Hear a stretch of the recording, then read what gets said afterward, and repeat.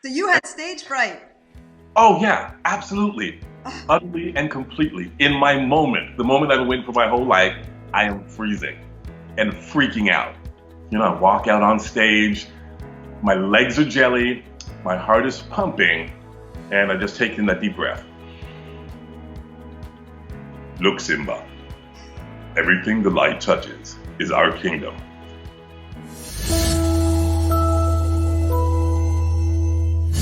Well, group, we decided to just go live because I am with John Watkis, who happens to be a professional public speaking and performance coach. And he said, well, instead of just doing an interview, Robin, why don't we go live? So the pressure is on. Here we are. And I'd love to know if you're with us. Say yes in the comments. Give us a thumbs up.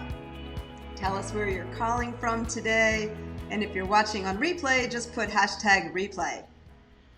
Alrighty, we're going to get started. I'm interviewing John Watkis. He is, as I said, a professional public speaking and performance coach and actor. And I'm always curious, John, how did you get started in acting? I started early. I was the youngest child, which meant that I had to figure out how to get attention. But in high school, I went to a performing arts school as a theater arts major. If you think about Fame, the movie and the television show, where the kids went to a school where they acted and danced and sang, that's what I did. So I started that in my freshman year. And then in the second year, I failed. And they kicked me out of the theater arts program. That's where it started.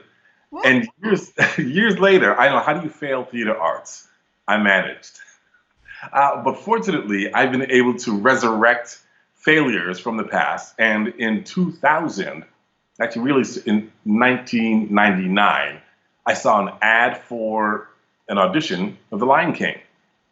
And I thought, why not? I do a mean karaoke. So I auditioned for The Lion King. At the time, I was traveling worldwide as a professional speaker, did the audition, and out of 5,000 people who auditioned, I was one of the 50 who made it in. Wow. And I got the role of Mufasa. I was the understudy for Mufasa and became the first Canadian-born actor to play that role in the musical. So I performed in Toronto for 1 year in 2000. That's amazing. Well, I want to hear your part, if you would share that with us. Do you remember how it went? Oh, I do remember. June 3rd, I can remember the date. It was June 3rd, 2000, when I finally got on. And, it felt like this was the moment I'd been waiting for my entire life. It was a Saturday night. I got the news because in the afternoon, Mufasa, the Eugene, got injured. So they said, you're injured, you can't do the role, your turn. Night comes up, it's 8 o'clock, the shout goes out. And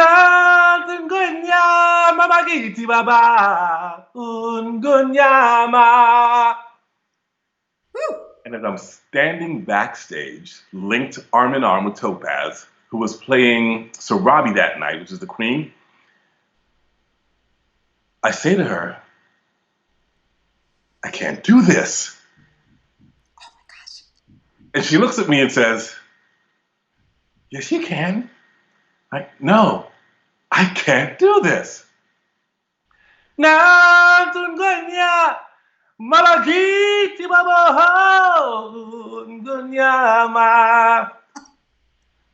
the argument is now going to go on stage because Pride Rock rolls out. And we have to walk out arm in arm. And we're arguing the entire time. In front of how many people? You're walking out arm in arm scared. 2,000. 2,000?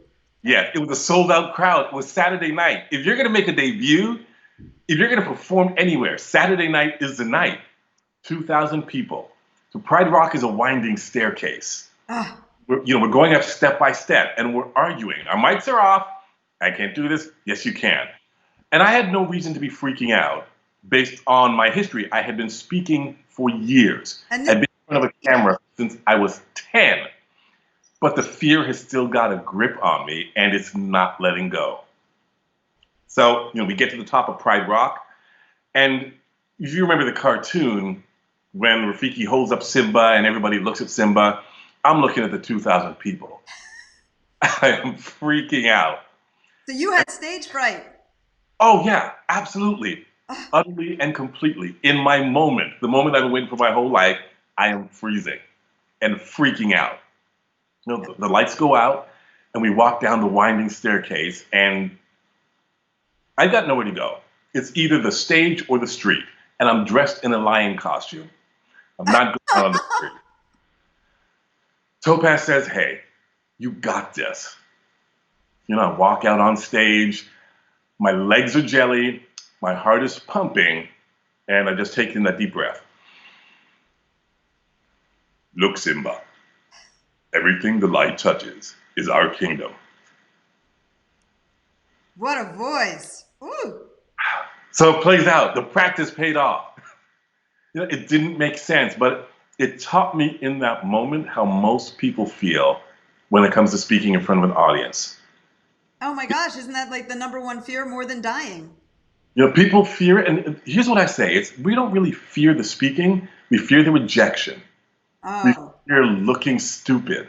We fear what people will think of us if we don't do it perfect. That's what we really fear. The actual act of doing it, we're not afraid of that. It's what are people going to think and say, and how are they going to treat me? so all these thoughts are spiraling into your head. You're there doing your dream acting, and you got overwhelmed. But you went out there and you did it, and you nailed it. And hello, Kitty. Thank you so much. Just wanted to recognize some of our listeners. And Kitty is on saying, John sounds great. Oh, thank you. Here's the crazy thing. The next day, because Eugene was still injured, I went on again. No problem. The day after that, no problem. Every day that I do it, I feel better. I feel more confident. All of that stage fright that happened on day number 1, it's gone. Oh, awesome. So this is where I've learned that all you have to do in order to overcome the fear is keep doing it. Keep doing it. Persevere. Yes, the more you do it, the better it gets, the more confident you become. Stare fear in the face and make it go away. And it's okay to feel the fear. But lean on yourself and what you've practiced. Now, if you don't practice, you have every right to be nervous. Right. When you practice, that's what you depend on. That you've practiced enough to carry you through the feelings that you're not able to do it. Like a real professional, for sure. You've got to put the practice in. Absolutely. We've got another comment. It says, you are right. We fear the rejection. Siegfried, yes, definitely. Well, John's going to also teach us how to overcome that fear because he has put together an amazing training program. And I want to tell you all about it. Actually, I'm going to have John tell you all about it. Let's hear about the 14-day presentation. Wait, let's hear about the 14-day presentation transformation challenge. Yeah. What I've learned, and now with COVID taking us off the stage, because my life has been going to locations, speaking with people, training them in person, I've had to switch to doing everything virtually. And I thought to myself, how can I continue to help people improve their presentation skills from a computer? And what I've done is I put together the 14-day presentation transformation challenge, which is 14 days of micro video lessons that teaches people how to transform their speaking. One, in the development of their content, and then second, in the development of how they present it. Because you have to have a clear, concise, compelling message, and then you have to be able to deliver it confidently in a way that makes people want to listen. Absolutely. I can attest to that. I have to tell you guys that are watching, I did sign up for it. It was my first challenge, and I went through the 14-day program, and I loved it. And last night, I was talking to some friends, and I brought up something from the course that I learned, and I think I said the word so a few times. Well, so, have you ever heard people talk and they say, so, or they say, and John explained that these are filler words. And I brought up, what is your filler word? So we have an If for those of you that are watching, if you know what your filler words are, put it in the comments. I'd love to see that. But that was just one tip that is so important and helpful to try to overcome that. And what I've learned, Robin, is that if we just do one piece at a time, instead of trying to overwhelm ourselves with learning, if we do one piece at a time, it sticks better. We can focus on that one little piece, and then we take another little piece and add it.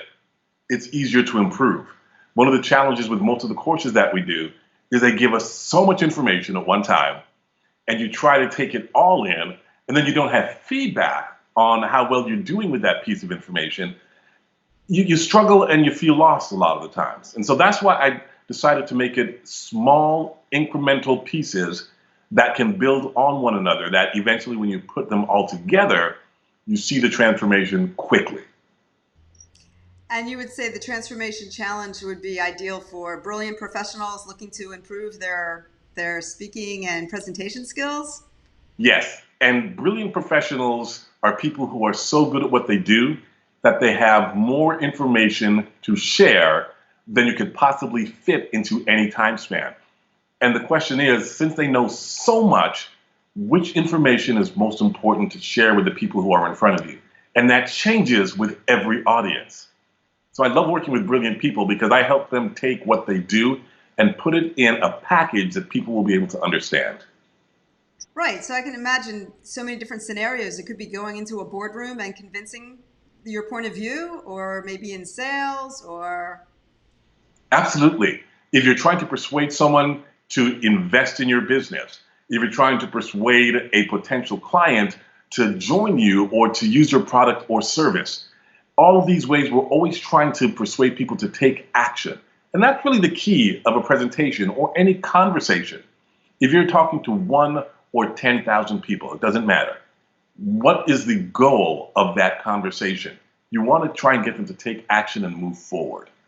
You have to be able to dial in and speak to that audience in a way that motivates them, that reaches them, that connects with their wants and needs and desires, so that you'll both be able to move forward. Well, I loved it. You know, it's also nice that you put it into this private community, so it's very supportive, similar to how Adrian created this wonderful eCam group. And we still have our great friends and colleagues here participating. Yeah. In fact, I'm going to practice my skills for a second and put a comment on here. Let's see if I can do that. There we go. Siegfried, thank you so much. You just said nice interview quality. The video is clean. Great job, Robin and John. You are pros. Thank you. Thank you. Thank you. Wonderful. Yeah. So wrapping up, and I just said so. See, I'm not a master yet. You have to, as John said in the very beginning, we have to keep practicing, keep practicing, keep practicing. That's one of the keys. It's progress, not perfection. There's a that I have, anything worth doing is worth doing poorly. And people say, what do you mean? I can think of nothing that I have done in the course of my life that was perfect the first time I did it. Whether it was salsa dancing or whether it was singing, I did it and I didn't do it well. In fact, I did it poorly and I went back and I did it again. So it's a matter of just sticking with it if it's important enough that you will continue to get better. Just keep doing it. It doesn't have to be perfect. All you have to look for is progress. Progress. All right. Well, on that note, I'm so happy that you... Oh, speaking of notes, wait, John has a book. It ties in with notes. Yes, the book is called Speaking Notes, and it's the 8 essential elements to make your speech sound like music to their ears. Because I have a background in music, when I was speech writing, I actually had a client ask me if I was a musician. She had no idea before. And she told me the reason she had asked was because since a speech is written for the ear, it needs to have highs and lows and crescendos and rhythm. And she said when she read my speech that I had written for her, that she just knew that music was a part of my life. And so I've written a book on the whole concept of how a successful speech mirrors the composition of a song. Fantastic. And the name of the book, and how can we get a hold of that? The name of the book, Speaking Notes, the 8 essential elements to make your speech music to their ears. You can get a hold of it on Amazon. Oh. Yep, it's on there. Okay, well, I know I'm going to go get that. That sounds great. Yes. And Rob, we should tell people where they can join the next challenge. So we have August the 22nd is when the next challenge starts, which is a Monday. 14 days, begins August the 22nd. We want to get people registered as quickly as possible because we do a before video and an after video. Just like one of those workout challenges where you look at yourself at the start and you can look at your video at the very end and say, wow, what a transformation. Oh, and I can attest to that again. I saw transformation in 10 days of some people in your class. That was because we get to see each other's video and comment and participate. It was, wow, truly transformational. Right. And I love the fact that everyone supported one another. You put up a video and everyone was commenting and just happy for one another and seeing the progress and also giving great feedback. And it's fun. It is.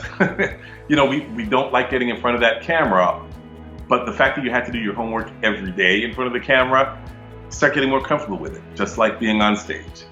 All right. Well, I will when I wrap this up, I'll put a link in the comments so people know how to find it and sign up. And thank you guys for watching too. Really appreciate your feedback. Great to have you, John. Always awesome to see you and have you on the interview today. Looking for more publicity and sales? Now's the time to learn new marketing strategies. Going from unknown to overbooked is not a mystery. Get free training now. Visit pr-course101.com.